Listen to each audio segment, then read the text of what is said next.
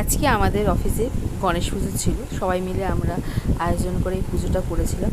তা সব কিছু রেডি করে সাজিয়ে গুছিয়ে দেখো গণেশ ঠাকুরটাকে বসিয়ে নিচ্ছিলাম। সাজিয়ে গুছিয়ে মানে গণেশ ঠাকুর ওখানটা ডেকোরেট করা হয়েছিল সবাই মিলেই ছিলাম আমরা।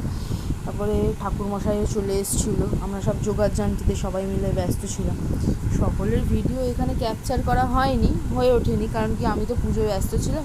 যেইটুকু ফটো বা ভিডিও এরা তুলে দিয়েছে, আমার বান্ধবীরা তুলে দিয়েছে, তো সেইটুকু নিয়ে আমি ভিডিওটা করেছি, তোমাদেরকে দেখালাম আমাদের গণেশ পুজো কেমন হয়েছে। আমাদের গনু বাপ্পাকে ভিডিও দেখে অতি অবশ্যই কমেন্ট করবে, ঠিক আছে? কারণ কি খুব সুন্দর করে আমরা সাজিয়েছি।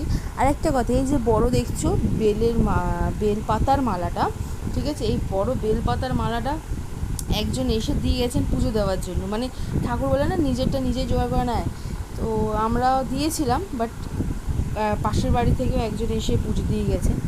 তো তারপরে হোমযজ্ঞ হয়েছিল, খুব সুন্দর পুজো হয়েছে। অনেকক্ষণ ধরে আমরা ছিলাম, প্রায় 2-3 ঘন্টা ধরে পুজোটা হয়েছে। অনেক দূর পর্যন্ত এই হোমের আগুন উঠেছিল। তো প্রতি বছর আমরা এরকমভাবেই এইভাবেই দিনটা কাটাতে চাই। তো আসছে বছর আবার হবে। টাটা।